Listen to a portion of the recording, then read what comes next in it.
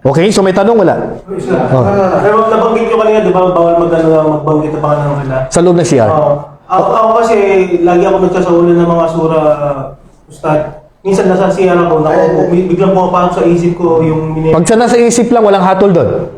Pag nasa utak lang natin, ang mga bagay na nasa utak natin, nagbabasa ka ng kuro sa utak mo, nagbibismillah ka, hindi natin hahatulan yung nasa utak natin. Take note, yung iba sabi nila magbismillah ka kahit sa puso lang. Hindi, ang pagbibismillah, binibigkas yan. Ano yung parusa doon pagka nag-bismillah? Makro. Hindi ka aya-aya. Wala namang parusa. Walang parusa.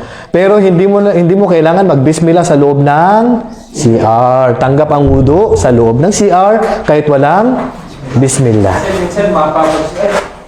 Walang problema. Kung mga nabigla ka, bismillah. Nadapa ka do, bismillah. Nasanay ka na mag-bismillah. Walang problema. Salam sa siya. Ha? Pag may Hindi ka pwede sumagot. Take note, pag sa loob ka ng CR, bawal sumagot, bawal magsalita, bawal makipagmarites, bawal mag-ano doon. Sa loob ng CR, talagang doon ka lang. Tahimik ka lang doon. Hindi yung nasa loob ka ng CR. Habang umiihi.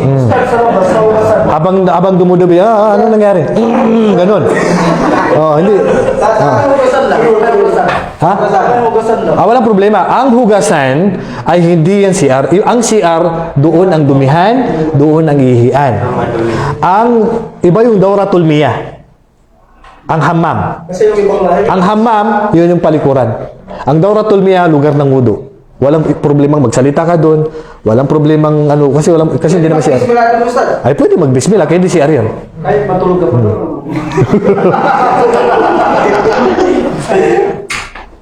Ustad, kung ang binan ng babae, tatawag sa'yo kung nasa banyo ka, pwede mo sagutin hindi. Yung babae? Yung binan na babae. Anong?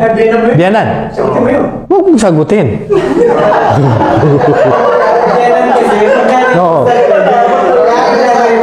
Kasi may nagsabi na pag binan mo daw na babae, Walang koneksyon ng biyanan. Anong meron sa biyanan? Kahit sino pang magtawag siya pag sa loob ng CR. Alam niyang nasa loob ka ng CR eh. Maliban kung emergency. Maliban kung emergency na susunog na. Halimbawa, kailangan mahanap ka o kailangan kumbaga kailangan mong sumagot. Ibang usapan yun. Pero kung hindi man obligadong halimbawa, hinanap ka ng biyanan mo, may papatay sa'yo, saan ka? Nandiyan ka pa sa CR para ma-protektahan kita. Magsalita ka, nandito ako ba? usually hindi mo talaga may iwasan din yan. Kasi halimbawa, yung boss mo.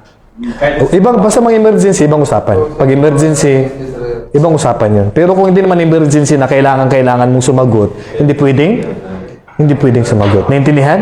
Okay.